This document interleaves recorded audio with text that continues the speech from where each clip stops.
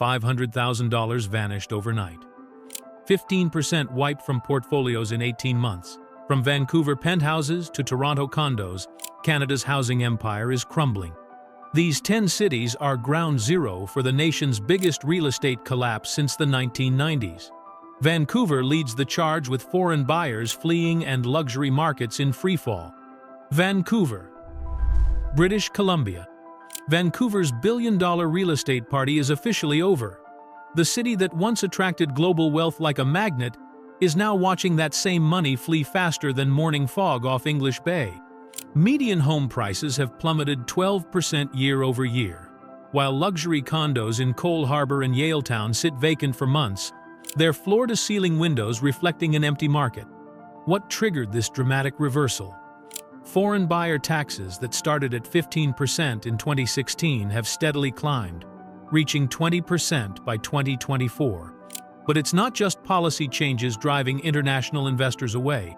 China's economic slowdown and stricter capital controls have cut off the flow of offshore money that once fueled Vancouver's stratospheric prices. Properties that sold for millions in cash are now languishing unsold. The affordability crisis has reached breaking point. With median home prices still hovering around $1.2 million and household incomes averaging just $75,000, you'd need to dedicate nearly 60% of your gross income just to cover mortgage payments. That's double what financial experts recommend, and well beyond what most families can sustain. Inventory tells the real story. Active listings have surged 45% compared to last year as speculative buyers rush for the exits. Developers who once couldn't build fast enough are now offering unprecedented incentives. Free parking, reduced deposits, even luxury appliances thrown in just to close deals. The desperation is palpable from Richmond to West Vancouver, but Vancouver's international exodus is just the beginning. While Canada's Pacific Gateway loses its global appeal, the country's financial capital faces an entirely different set of pressures that could prove equally devastating. Toronto, Ontario. Toronto's financial powerhouse is cracking under pressure. The city that houses Canada's banking elite and hosts the TSX is watching its real estate empire crumble as Bay Street layoffs accelerate and condo towers that once symbolized prosperity now stand as monuments to overconfidence.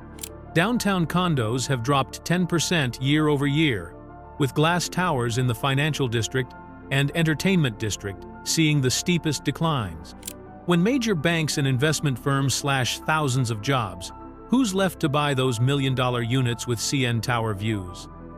The answer is increasingly no one. But the pain extends far beyond downtown's glittering towers.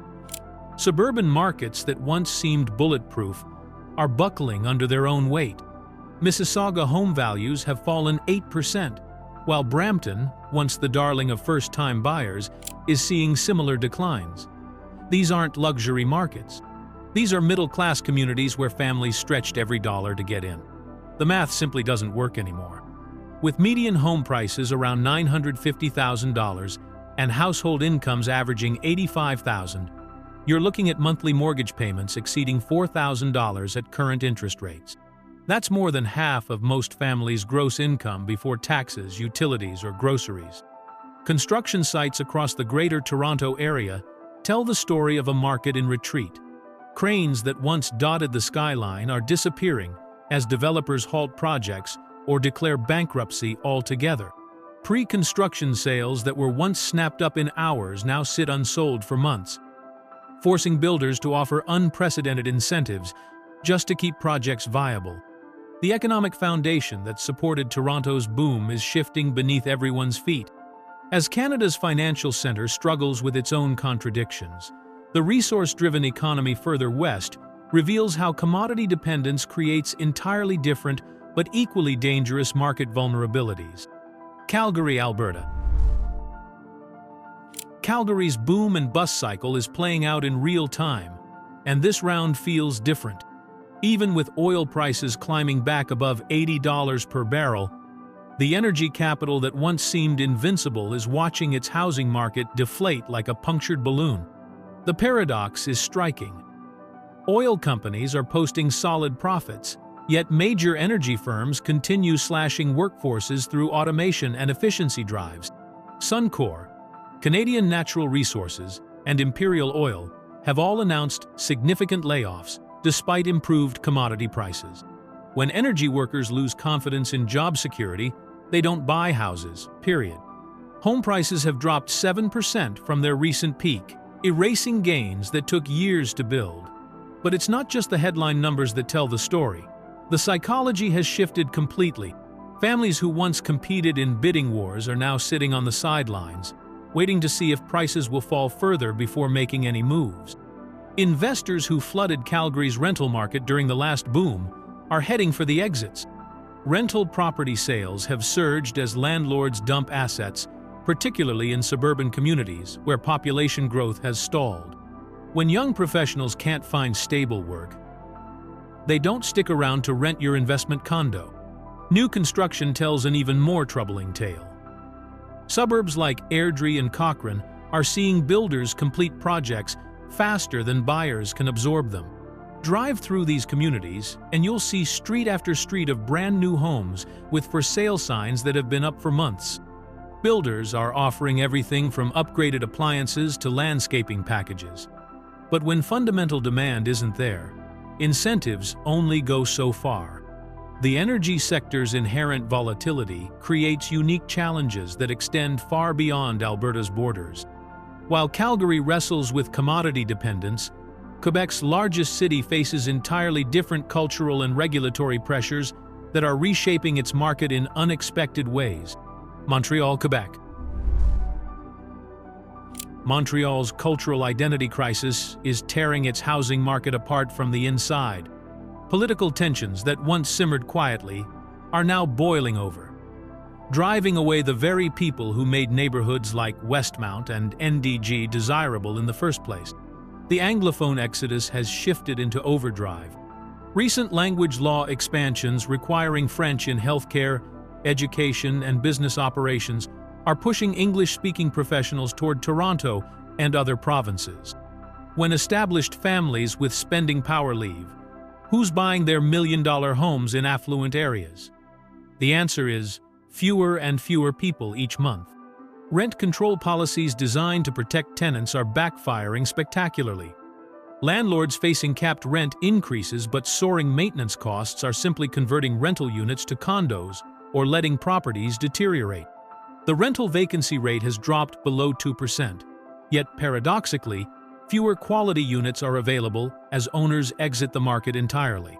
Heritage properties that give Montreal its charm are becoming financial nightmares. Strict preservation requirements mean replacing a century-old roof or upgrading electrical systems costs double what it would in other cities. Property owners in the Plateau and Old Montreal are discovering that maintaining historical character can bankrupt you, especially when property values aren't rising fast enough to justify the expense. Student housing presents another troubling trend. McGill and Concordia enrollments have dropped 15% since international student visa restrictions tightened, leaving purpose-built student apartments sitting empty. Neighborhoods near universities that once commanded premium rents are now offering months of free rent just to fill units. The convergence of language politics, regulatory overreach, and demographic shifts creates a uniquely Montreal problem that even the city's undeniable cultural appeal can't overcome. But these cultural and linguistic complexities seem almost simple compared to what's happening in Canada's capital, where an entire economy built around government stability is facing unprecedented uncertainty. Ottawa, Ontario. Ottawa's government-guaranteed prosperity is evaporating faster than morning mist off the Rideau Canal. The capital city that built its entire identity around political stability and public sector jobs is discovering that even federal employment isn't recession-proof anymore. Federal hiring freezes have hit 30% of the local workforce like a sledgehammer. When Treasury Board announces no new positions and potential downsizing across multiple departments, civil servants who once felt bulletproof suddenly find themselves checking job boards and postponing major purchases. House hunting drops to zero when your pension and benefits hang in the balance. Suburban communities that epitomized Ottawa's steady growth are watching values crater. Canada, once the crown jewel of family-friendly development, has seen home prices drop 6% as tech workers and government employees alike tighten their belts. Streets lined with executive homes now feature multiple for sale signs that linger for months instead of days. The high-end market has virtually collapsed. Diplomatic residences in Rockcliffe Park and executive properties near the Rideau River are sitting empty as foreign embassies reduce staff and senior bureaucrats delay relocations.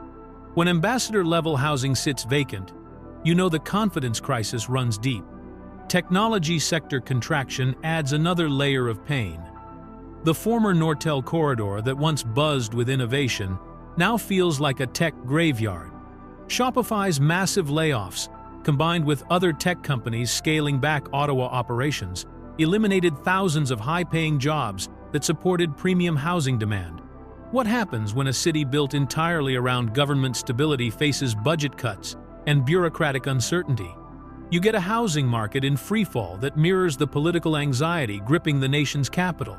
This government dependency creates vulnerabilities that extend well beyond Ottawa's borders, particularly in provincial capitals, where similar economic imbalances threaten entire regional markets. Edmonton, Alberta.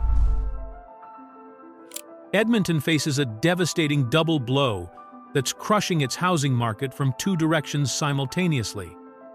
While other cities deal with single economic pressures, Alberta's capital is getting hammered by both provincial government cuts and energy sector consolidation that's leaving entire neighborhoods struggling to maintain their value. Provincial budget cuts have slashed thousands of public sector jobs that once provided Edmonton's economic backbone. Healthcare workers, teachers, and civil servants who thought government employment meant stability are discovering that even provincial jobs aren't safe when oil revenues drop and fiscal restraint becomes the political mantra.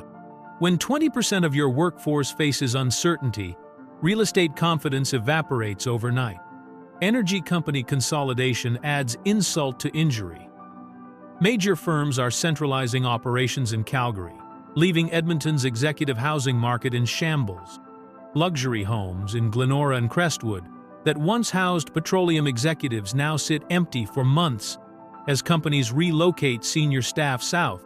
If you're trying to sell $1 million home when the buyers are literally moving to another city, good luck finding a replacement purchaser. The University of Alberta area tells another troubling story. Student enrollment has dropped 12% as international students face visa restrictions and domestic students question the value of post-secondary education amid economic uncertainty.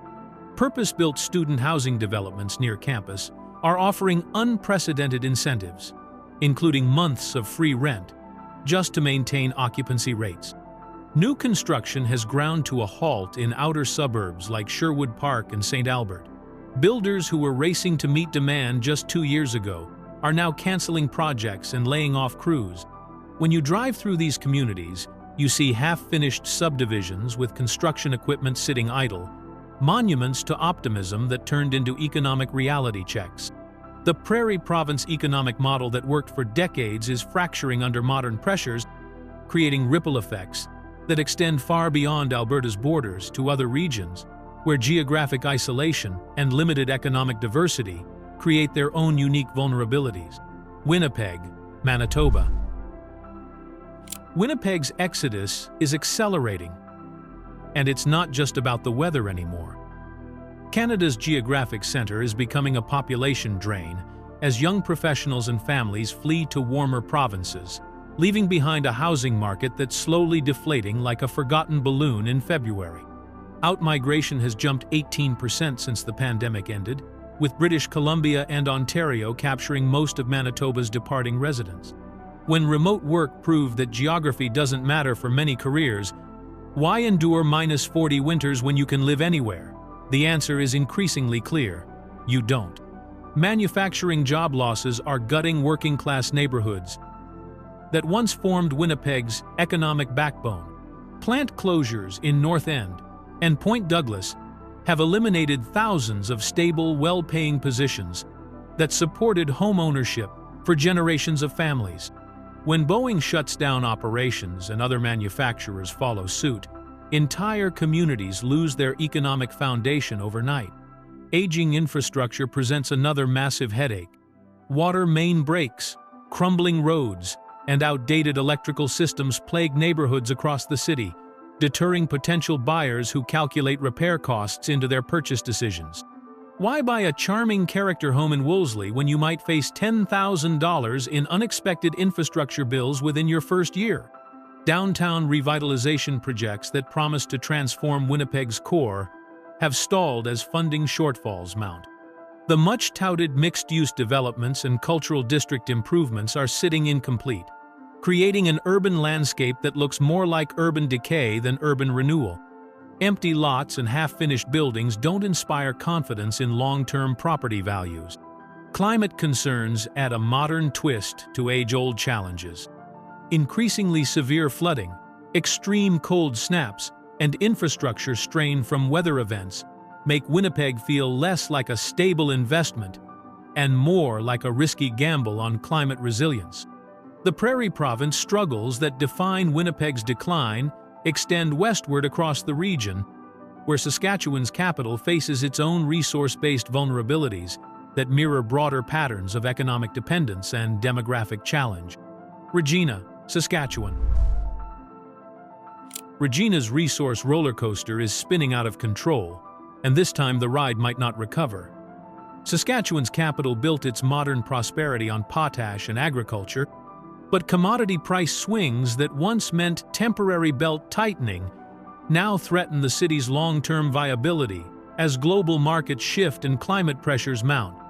Potash prices have cratered from their pandemic highs, dropping 40% since early 2022, as global fertilizer demand normalizes and new supply sources come online.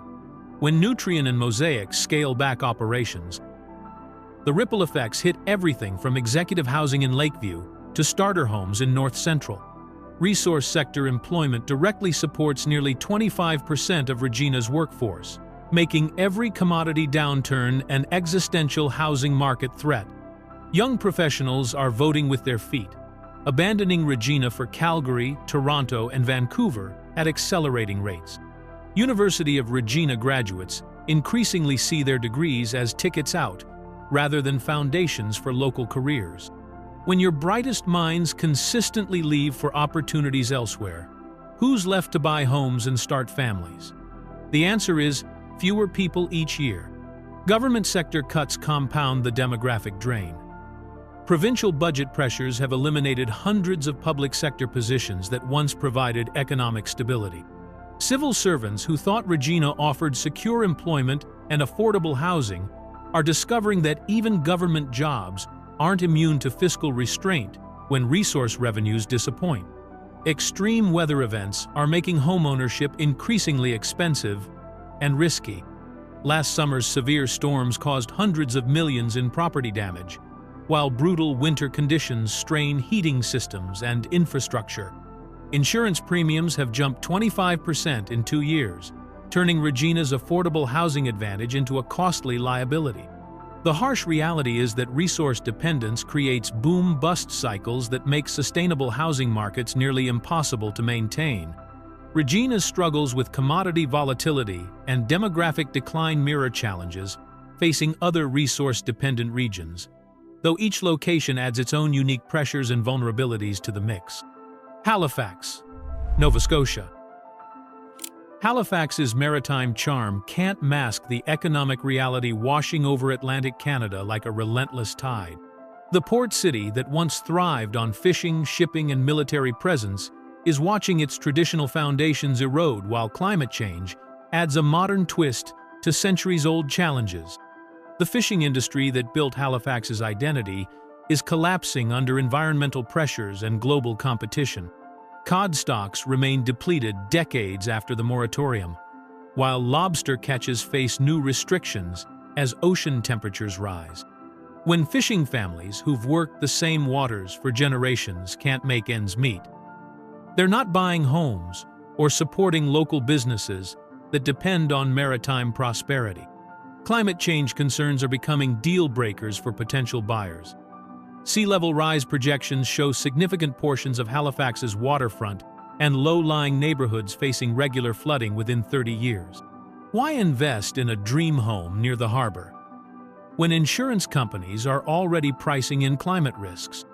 Waterfront properties that once commanded premium prices now sit longer on the market as buyers calculate long-term viability. Limited job diversity forces young Nova Scotians to choose between staying home and building careers. Halifax's economy depends heavily on government, healthcare, and tourism, none of which offer the growth trajectories that ambitious graduates seek. When Dalhousie University produces talented graduates who immediately leave for Toronto, Montreal, or Vancouver, the local housing market loses its most likely buyers. Military-based downsizing removes another pillar of housing stability. Canadian Forces Base Halifax has reduced personnel by 15% over the past 3 years, eliminating hundreds of families who provided consistent rental and purchase demand. Military housing that once guaranteed occupancy now faces vacancy rates that ripple through surrounding civilian neighborhoods. The convergence of industrial decline, climate threats, and demographic exodus creates a perfect storm that even Halifax's undeniable coastal appeal cannot overcome. These Atlantic Canada challenges reach their logical conclusion in Quebec's historic capital, where similar forces combine with unique cultural pressures to complete the picture of national housing market vulnerability. Quebec City. Quebec City's historic walls can't protect it from economic forces that are slowly strangling Canada's most European city. The provincial capital that survived 4 centuries of political upheaval is facing a modern crisis that threatens to hollow out its population and leave its charming neighborhoods as expensive museums rather than living communities. Corporate headquarters are fleeing faster than tourists after Labor Day. Major companies that once called Quebec City home are relocating operations to Toronto and Montreal, where language requirements don't limit talent pools and business opportunities. When Desjardins moves key divisions to Montreal and other firms follow suit, the executive housing market that supported upscale neighborhoods like Sillery and St. Foy loses its primary buyers. Demographic decline tells an even more troubling story. Young Quebecois increasingly view their historic capital as a beautiful place to visit, but a limiting place to build careers. Population growth has stagnated at just 0.3% annually, well below replacement levels, as university graduates migrate to larger cities with more diverse employment opportunities. Tourism sector weakness compounds the economic pressures. International visitor numbers remain 20% below pre-pandemic levels, devastating the short-term rental market that many property owners counted on for income. Airbnb properties in Old Quebec and the Latin Quarter are being converted back to long-term rentals or sold entirely as tourism revenues disappoint year after year. Language requirements create artificial barriers that limit business growth and employment diversity. Companies that might otherwise establish operations in Quebec City often choose Montreal or other provinces to avoid navigating complex linguistic regulations. When language laws become economic handcuffs, talented workers and innovative businesses simply go elsewhere. The result is a city caught between preserving its cultural identity and maintaining economic viability. Quebec City's housing market reflects this fundamental tension, with property values stagnating as the population ages and opportunities diminish. From the Pacific to the Atlantic, these 10 cities demonstrate that Canada's housing bubbles aren't isolated incidents, but symptoms of deeper structural problems affecting the entire nation.